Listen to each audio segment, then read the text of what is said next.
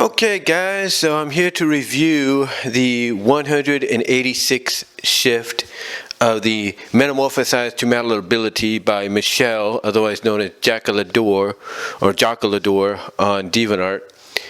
And this shift / chapter is actually the final part in the winter vacation arc. And 184, I will say this, was pretty nice. It was, kind of down to earth, not much really going on.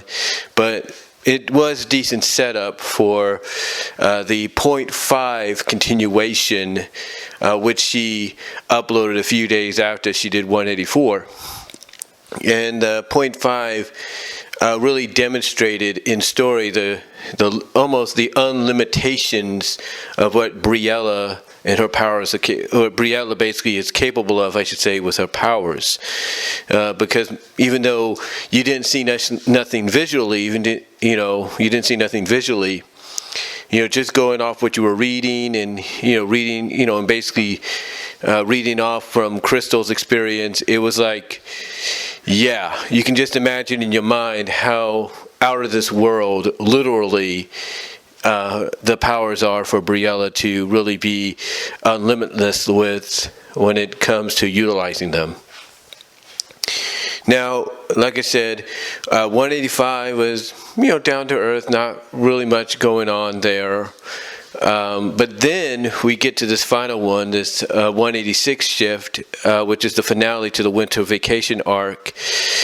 And it basically gave us something that I think a lot of us pretty much saw coming, and that was, these two really getting a little bit more closer, than, they normally can. I mean, there are times in the series that, yes, Crystal and Bree, they do get closer together thanks to Bree's powers, but we don't normally see it sometimes because most of the times we're focused on just Briella and what she's doing, or whatever the story has to center on at that time, like the plots, the subplots, things like that. So when we get these kind of moments, you can definitely tell that Michelle Jacalador really takes her time with it. In other words, she really pretty much puts pretty much puts effort into it, more so than she should, mainly because this is one of those moments that you think would have a mature setting, but the way she describes it and details it pretty much makes it readable for everybody else. And speaking of mature settings, this is why when you would read shift / chapter 184, basically she left it opened to do the 0.5 because she didn't want to do the whole thing and put it under the mature settings. So she put the 0.5 under the mature settings if you want to see, a little bit more. Now, as far as I'm concerned, what I did, and I haven't uploaded this yet, but I did share it with Michelle via note on DeviantArt. I basically did my own interpretation of what I think came next after the end of the 0.5 expansion to shift 184. And I might be uploading that down the line, so keep on a lookout for that on DeviantArt, maybe even here on YouTube as well. But anyway, getting back to 186, as expected, it's one of those chapters that concludes in a like I say, a fun little, very intimate NFSW kind of way. Like I said, the way she writes it is, it's not too detailed to where she'd have to put the mature setting, but it's just enough to where you get an idea of exactly what's going on. Now, you might have wondered to yourself, well, what happened? What's going on? Well, as far as the conclusion goes to the winter vacation arc, basically, Elena and her boyfriend, fiance Vic, decide they're going to go on the slopes one last time before they leave to go back home. Thus, by doing so, they leave the cabin and everything that they're staying in to Briella and Crystal. Well, Briella decides, well, this is our last day. I want to make it memorable. So she decides that she's going to basically top what she did in the 0.5 extension of Shift 184. And what she does is basically she goes to this area outside of the cabin. It's kind of like near some waterfalls or something. And she basically makeshifts what looks like to be a hot tub. Now, it sounds like it. Now, here's what got me at first. At first, I thought this was a regular hot tub. And now, it might be. It might be. I got to go back and read it. But basically, she surprises Crystal by showing her a hot tub. And Crystal's wondering if if the hot tub and the water inside of it is all her. And she said, well, it's partially me, but not completely. In other words, she's kind of gone half and half. Like half of the hot tub's water is natural water that was already turned on when they got there, or when she noticed it. Okay, well, let me correct myself. Now that I think about it, it was indeed a regular hot tub. All Briella did was kind of add to it. All she did was add to it. And basically to kind of culminate the final day, she decides she wants to treat Crystal to this special little hot tub, soaking, bath, intimacy. You get the idea. Well, basically, Crystal is surprised by this, as I was saying. She wonders if this is all Briella, and Briella has to say it's half and half. That half of it is her and half of it's natural. In other words, like the water is natural, but she is supplying part of herself to it. But that her powers have evolved so much that she can basically blend in with it. In other words, she can become one with the water. And the jets, which Crystal was concerned about, because hot tubs at most times have jets, Crystal was worrying whether or not the jets might be a problem.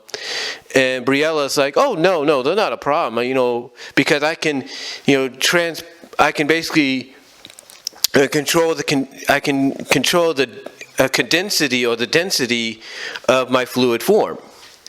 So anyway, long story short, she basically puts this all together. She basically noticed the hot tub when they were coming back from the other time together, which began in 184 and continued in 184.5.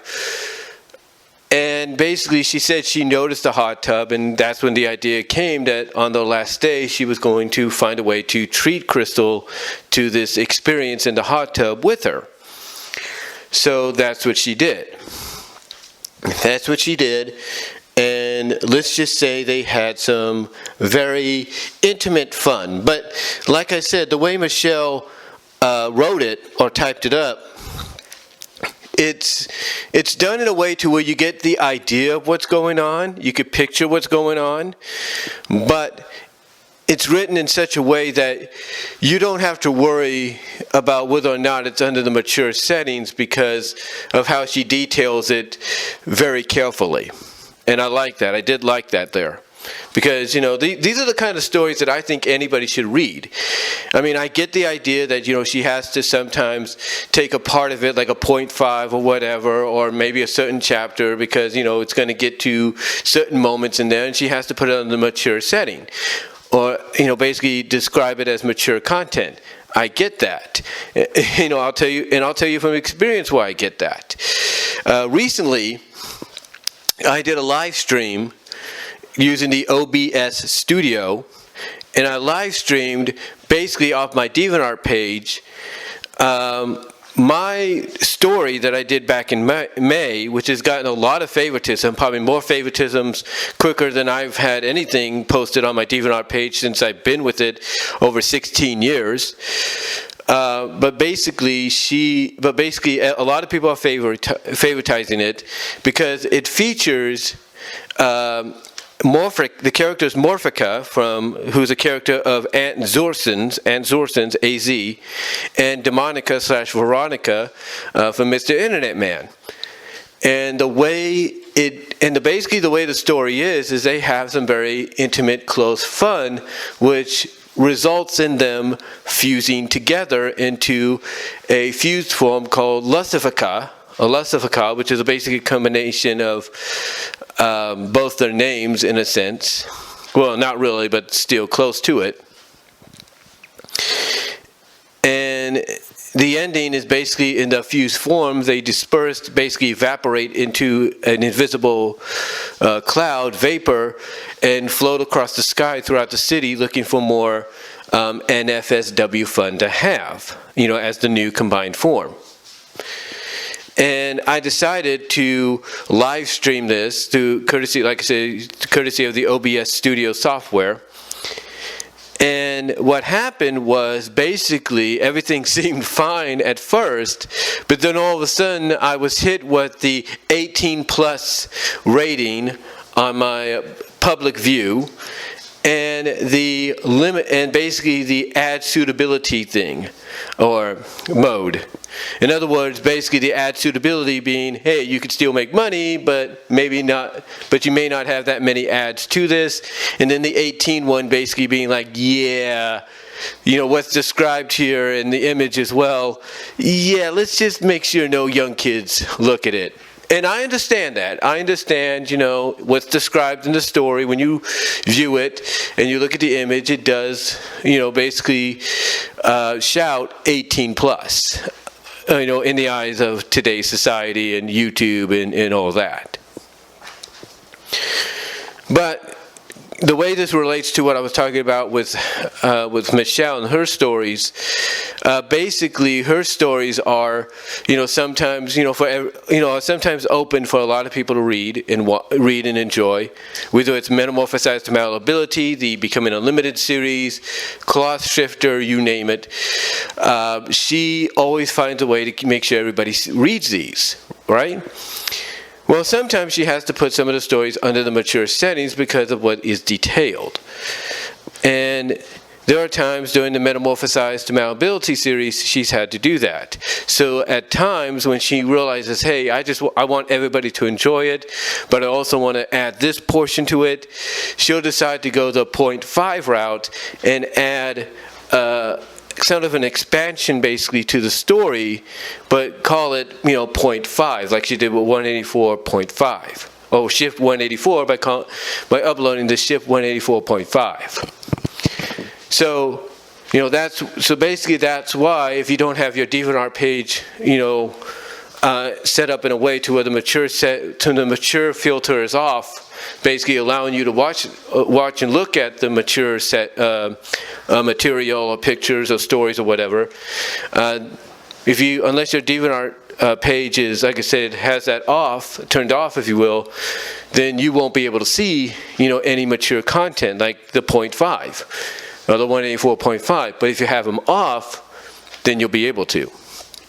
But again, the way this relates to the story here, this one, 186, is she's done it in a way to where, it's kind of borderline. In other words, it could be looked at as mature, but it's not, because of the way she describes it and details it. Now, getting back to the story, basically, basically what happens is they decide or Briella decides to surprise Crystal by basically becoming one with the fluid in there, the water and all that, mix it in with her, liquidness and all that she can become. And, like I said, Crystal's kind of worried a little bit, wondering if maybe the jets might be a problem in the hot tub, and she says no, because she can, change the density of her fluidness to match identically to the water, in other words, become one with it. And that's when and then after that reassurance, that's when the fun begins. In other words, that's when the intimacy really starts up, because, they have their fun. Briella takes Crystal from the seating position that some hot tubs have, where you just sit down a little bit before deciding to go a little further into the tub. So she basically uses her powers to create these tendrils, if you will, arms, like I was saying, basically she creates these tendrils, and she basically takes Crystal from the seated area in the hot tub to the middle, and slowly, gets around her, if you know what I mean. Slowly starts to pleasure her, go into certain areas, regions, whatever you want to call it. And no offense, all due respect when I say that, but she just starts to stimulate her, let's put it that way, in very, very good, nice, morning, very, I guess you could say, not your average kind of morning masseuseness or massageness or whatever you want to call it, workout. And she does this to the point that as she's doing it, she's slowly submerging her underneath her fluid, underneath her, and the waters combined or merged together, hybrid fluid pool. Basically, she submerges her completely underneath. And Crystal, from experience, kind of knows that she has nothing to worry about when it comes to like breathing and oxygen and stuff like that. And it's while she's underneath that, the fun, if you will, continues on. And basically it gets to the point that, realizing that time is on the essence, that Briella decides to, stop the jets, kind of return a bit of the water that she, combined with. That's the way I read it, or looked. That's the way I read it, and it was kind of described. She kind of returns the water that was originally in the tub that she had basically combined with, back to where it came from, back to the faucet or something like that, or back to the tub. And then she creates a faucet. She takes an arm and shapes it into a faucet, and then pours herself out, if you will, after doing that. No. Actually, what it was, she does kind of return the water a little bit, but what she does is she basically creates a faucet to basically pour, the rest of her out, basically kind of reform herself into kind of, I guess you could say, a slime girl-like humanoid body. Because the way it's described is she steps out. It's like she kind of, slurps out a little bit, kind of slithers out, but also walks. And again, this is basically, basically this is around the time, she had just, made a faucet out of her arm or a piece of herself to pour herself in, and then reform the arm kind of back to normal. So, long story short, she steps out of the tub, but also slurps out of the tub, kind of slithers out, and finally changes into this semi-human slime girl-like figure. But the catch is, while she was, getting herself ready to go into this state of transformation to get back to the cabin, she basically carefully curls her girlfriend Crystal up into a fetal position to carry her around. Basically carry her around like she just ate her, or she's, pregnant with her kind of deal. But Crystal's able to still see out and see what's going on. But, Briella's, walking with her, carrying her back through back through the area, and to, from the hot tub to the cabin. And the way it's described is while she's doing this, there's a lot of these noises coming when she's stepping and all that. And they finally get back to the cabin, and the way it's described is Bree, in her blobless humanoid form, sits down on the bed with Crystal still within her, and just lays down on well, she doesn't lay down. What she does is, like I said, she sits down and then basically melts off her, basically cascades off of her, to the point that she allows Crystal to lay back down on the bed. But as she's cascading and melting off of her, she's also reforming herself into a blanket to keep her warm and to allow Crystal to rest a little bit more. And basically that's how the story ends, because then moments later, Bree gets a text from from Elena saying that, Elena, saying that her and Vic are on the way back from the slopes and to get ready to and to prepare and to get themselves ready to leave to go back to the city. I know that sounds a little bit more complex than it should have, but overall it was a fun little arc in this series. The one thing I do like about a series like Metamorphosed to Malleability is these arcs, because it's kind of like a break from the norm. You get to see more of a real life human easygoing, kind of like enjoy life as it is side of the characters, instead of the what are the enemies that are that want the power that Briella has, what are they up to, what's this, what's that, what training does she have to do. I like this little like break from the norm. And this is something that a lot of series, whether they're about shape-shifting characters or not, this is something that a lot of series really need to look into and be like, yeah, we should, maybe go that route. We should at least attempt that, in the near future, because to me, honestly, it works. It really does.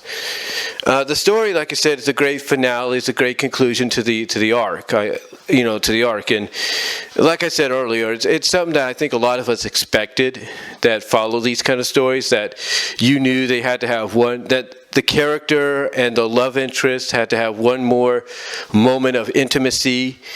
And like I said, the way Michelle did it here, I thought was very, very well done. It was, basically, it gets your imagination visually running and, to see exactly what's like, from a picture standpoint, what exactly was going on. So I like that. I really do. And if there is one thing that some people do kind of complain about a little bit, but not entirely, but if there is one thing they do kind of complain about, it's the fact that sometimes we don't really get any true visualness with the story. Now here's the thing. There is no doubt Michelle could visually, artistically, make some images to go along with the stories, but that takes a little bit more time. And basically the way things are, she likes to schedule herself so that she can get the story out at a certain time, and then if she wants to do an image to follow up on it, she will. I mean, a good example of this is earlier this year, she did one for Easter. And when she did one for Easter, she decided, okay, I'm going to follow up on that with not one but two pictures. And one of the pictures had to deal with Crystal being completely covered up from head to toe in Briella's egg yolk-like form that she had basically poured and enveloped her in. So yeah, Michelle Jacques has been known to do this. There's no doubt about that. But again, the reason she doesn't do it is because it would be time consuming. I mean, I'm not saying she wouldn't be able to do it. I'm sure she could. But I think, like I said, her main focus is get the story out, and then if I want to do an image to follow up on it, I will. And I like that kind of a concept. I like that kind of mentality, and I like that kind of a concept. But overall, I thought the winter vacation arc was good. It was, like I say, a nice little break from the norm. I mean, and again, like I said, I kind of figured that they were going to go the route that they did, which was cool. I like that, to end it off, end off the story the way she did with Briella and Crystal. And we'll just see what she's got planned next week as they return back to their normal lives, from this vacation. Because obviously, they have to do a New Year's one. If this is taking place during Christmas time, they have to do a New Year's story. Well, she basically has to do a New Year's story, that being Michelle, for this series, if this is taking place during the holidays in the series continuity and time frame. But yeah, overall, I thought it was good, and that's all I can really take away from it.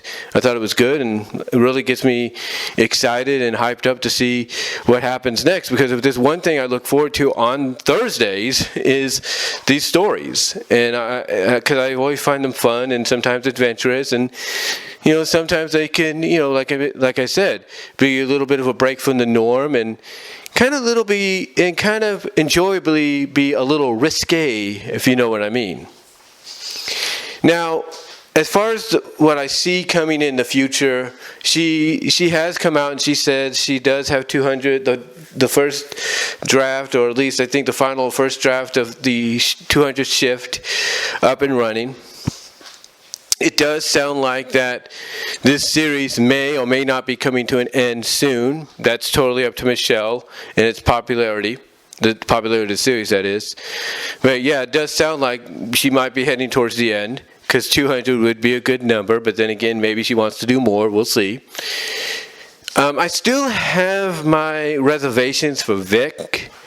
I mean, I don't know what it is. Maybe it's the fact that I've, watched a lot of shows with these kind of story arcs, or I've read a lot of comics with these kind of story arcs where, there's this one character that you think is trustworthy, and then in the end, you find out there's more to him than he was letting on, and then you find out he's not as trustworthy as he seems to be, or he or she seems to be, or that they're not exactly who they say they are.